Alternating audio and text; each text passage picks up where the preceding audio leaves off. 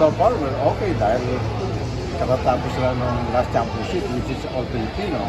And then this coming season, mag-i-start ulit ng All Filipino. And then maraming nagsasabi na pagka All Filipino, nag-dominate namin.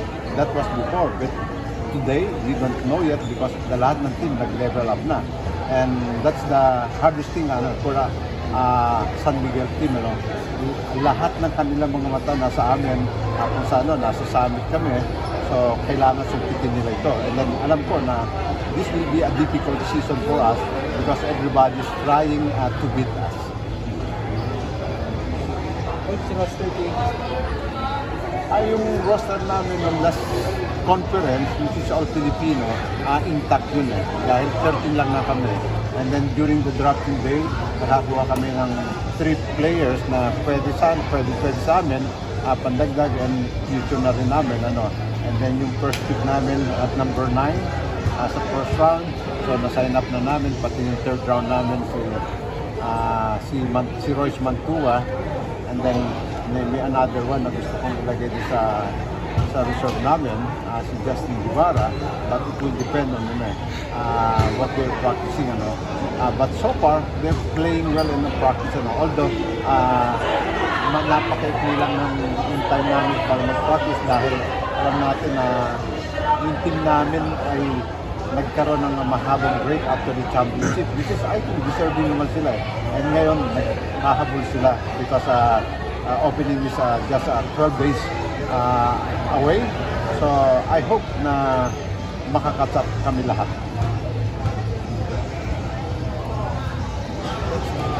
Ano lang masasabi ko so far sa laro ni Chris Miller?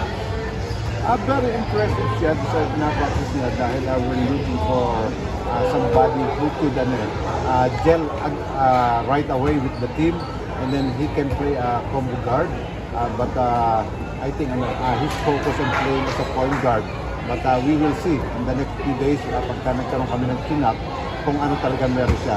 But as far as our knowledge concerned regarding his performance in the combined draft and then yung mga video na kukuha namin, during practice ay nakikita naman namin. And I hope na magdire-diretso yung kanyang mga ginagawang mabuti para sa team. Consider mo ba na sinurti na nakuha ni si sa ating klase dito?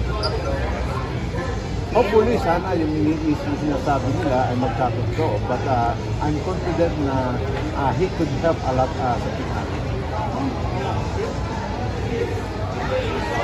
Coach, ayun, nabanggit ko na nga na different challenge o Philippine Cup, but siyempre mga nagdadang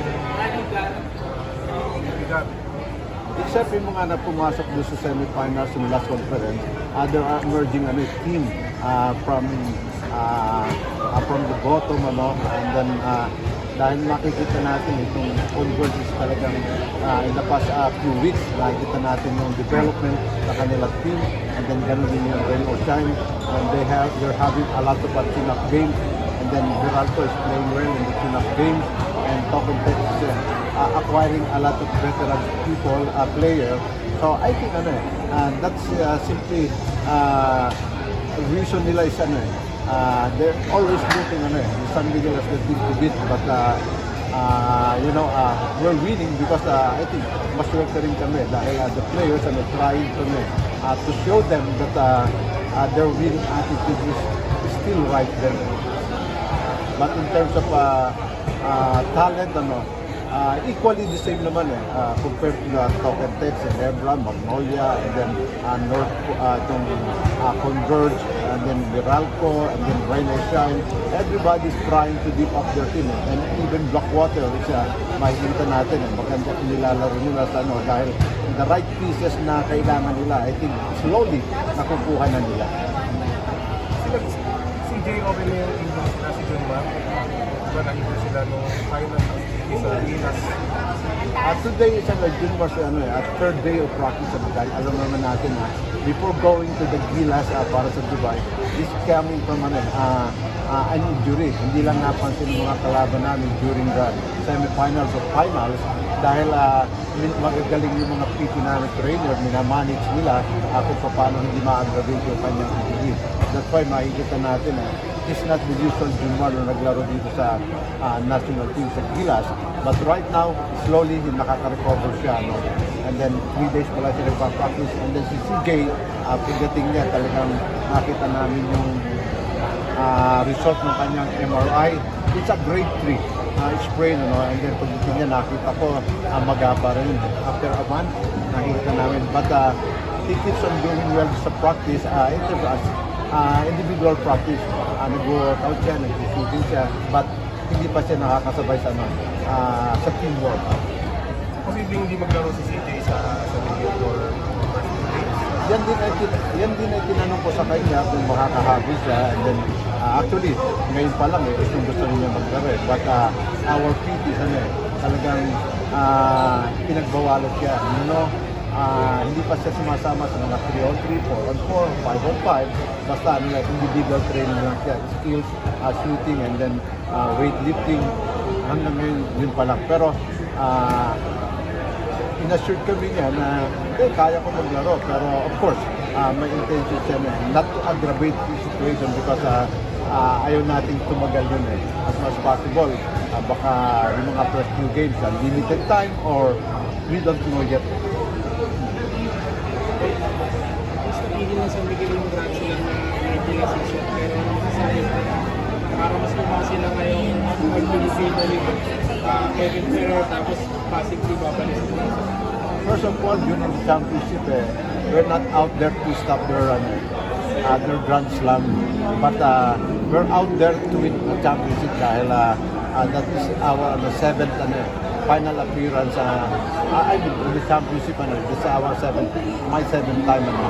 And I'm so happy with the players because pinanindigan nila yung sinasabi nilang iba yung mga may pinagsamahan. And then makikita mo naman during that time yung mga players from the bench up to the starter namin they perform well. And then actually yung bench namin at saka yung starter equally the same yung yung kanilang average of playing time except maybe si Junmar at saka si Jay Perez dahil alam naman natin yung dalawa iba yung nilalaro.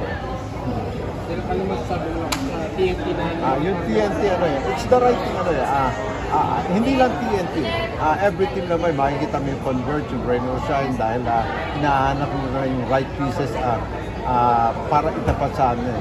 Dahil alam natin na yung Token Tex in the past few weeks nakuha nila yung mga veterans player unlike si Kevin Ferrer nakuha nila and then si Ivan Nava and these three players before is talagang kailangan hinahanap nila. Unfortunately wala pang lugar sa amin yung time na yun. And then si Ivan Nava supposed to be nasa amin yan kaya lang may limited numbers on PLM.